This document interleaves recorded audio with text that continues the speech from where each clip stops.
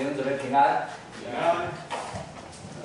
我接到讯息是要分享监狱事工的部分。那这个是我应该是在11、12年前的时候被呼召的时候那一段的光景。那今天要来跟各位再一次的，我想听过这个部分的应该是很少。有没有人听过我分享过这个部分？有一些年轻人有听过，但是大概是比较片段啊。所以我今天会花比较多的时间来做整个服事上面的神怎么呼召我，那我又是哪一号人物？为什么会走进这个圈圈？在我开始分享之前，我们先来做一个祷告。爱我们的主，我们谢谢你，让我们有机会来服侍你是何等的美好。主，求你帮助我们每一个孩子，让我们在我们的生命当中，在这一生当中，能够走在主你所命定的道路上面。主，我们知道你对每一个人心意都不一样，但你有你的计划。主就是把我们放在你的计划里面，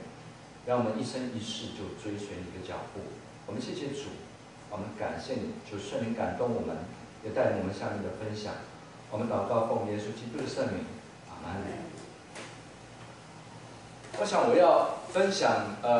整个监狱服事这个部分之前，我先来谈一下自己啊。我跟贵教会的郑伯文长老认识大概应该快30年，应该20几年有，跟郑长老认识20几年有。然后我跟郑长老认识的时候是在一个客户那个地方，在一个客户的工厂。那郑长老是卖香精的，所以有一次我也在那个客户那边，我就刚好跟他换了名片，他的名片上面写迦南，我印象很深，这个迦南名字很少人取的，那个会取迦南的大概是跟圣经有关，跟基督教有关。我就问了郑长老说：“你是基督徒吗？”我是这样问，我说：“你们老板是基督徒吗？”我不知道他是老板，我说：“你们老板是基督徒吗？”他也不回答我他是不是老板，他说他们老板是基督徒。我是这样认识他的。那断断续续，因为不是每一次都有机会碰到他，那这个中间他也知道我是基督徒，可是那个时候我在他眼前是一个很奇怪的基督徒，我又吃槟榔，又抽烟，也喝酒。你们很难想象哈，应该没有办法连在一起。我受洗大概有30年，我信耶稣到现在其实是30几年了，所以我在受洗成为基督徒之后，我仍然过我自己的生活，因为我觉得信仰不过是一种所谓的寄托吧。在很多的有宗教背景的台湾人的心态，大概也都是这样子，就是一种就是有求有保庇啦哈，就是我有求就有保佑我，然后我如果有遇到事情，我就去到那个我想去到的那个神面前，向他祈求，向他祷告，那他就会帮助我。在我基督徒的生命当中，因为没有人很特别的教导，我是在浸信会受洗的，没有牧师特别在这个部分很强调说我们每一个基督徒应该是走在神的道路里面，而且是在命定当中。每一个基督徒在他的生命当中都会有神的计划，这是确定的。所以你千万不要以为你是一个很小咖的人物，你是一个很普通的人物，觉得上帝要用都是用那个比较大的，而不一定会用你。我想不要有这种思想。你进到神的面前，上帝就会用你，他有他的计划，只是他的时间你不知道。那我是在这种光景的基督徒，然后经过了20年之后，我再去到中国大陆。我本来是后来我是转到贵格会聚会，我去了中国大陆。到中国大陆去，那是因为一个在树林工业区，做成衣配件的。那我是学化学的，所以我对工厂、对制造、对销售，其实我都是全套，我都是在在不管是制造、研发、制造，然后生产跟行销，我是全程都会参与的，所以我是全程我都有在参与的过程里面。所以老板派我到中国去，到了应该是到了上海浦东不是深圳，那个浦东的那个青浦跟浦东其实有一段距离，是到青浦，上海那个青浦那个地方去设厂。那董事长告诉我，就说要我定在那个地方，还要把我安置在那个地方，等于是负责那边所有的一切。那当时我没有表示任何的意见，但是我就是去了，去了那边以后，那老板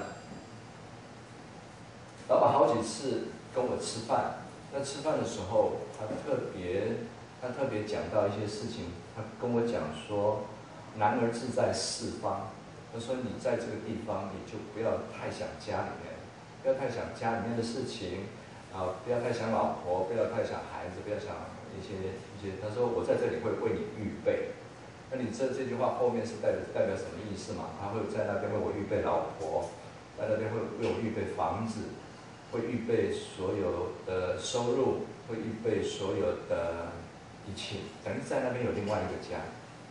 那个老板其实意思是这样，那个老板也是在这样的光景里面，那老板也是有2个家，所以他是这样预备的，然后他也把人选都选定了，但是我也没有回应他要还是不要，我就笑一笑，然后他又第2次请我吃饭，第2次，然后我就告诉他，我说可能没有办法。我说我是一个基督徒，虽然我会抽烟，我会喝酒，我也会讲脏话，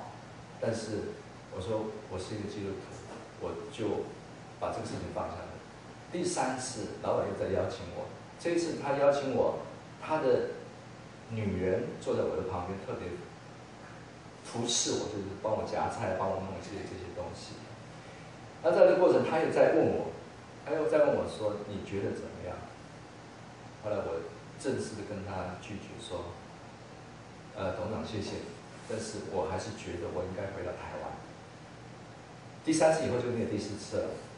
然后我就已经听到一些比较高阶的他们在讲说，最近有人会被裁员，最近有人会被裁员。那我心里有数啊，如果你拒绝老板3次，你觉得他会不会对你有好感？应该不会。所以那时候我心里有数，我就准备回台湾。在那段时间，那老板也还是不放弃，会带我出去做一些，就好像有一些就是晚上的活动，都是一些比较深色的场所。那么在这种光景里面，对一个基督徒来讲，其实是非常大的挑战。我想不是只有我，好多的基督徒，特别是弟兄，去到中国都会面对这些光景。那有些人就跌进去了，有些人为了名为了利就会进去，那进去以后就很痛苦，就会在那边挣扎，很痛苦。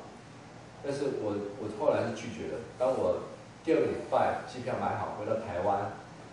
湾的上班的，来到台湾刚好是礼拜6、礼拜天，那礼拜1我去台湾这边的公司上班的第1天，总经理就把我找进去，他说：“你就做到今天。”我心里很清楚啊，那我就谢谢。然后总经理是董事长太太的弟弟，他住在中立，然后就在这个光景里面，他说：“你就做到今天。”然后他跟我聊了一下，然后我就离开了。然后离开以后，离到这边，然后我就一直在想说，我还要再找工作，不然家里怎么过得去？而且他那种不是之前，他那个就直接裁掉，他不是之前。那我就在那个光景里面，就在很痛苦的光景里面再去找工作，但是我发现，在台北很难找，特别那个时候，应该是20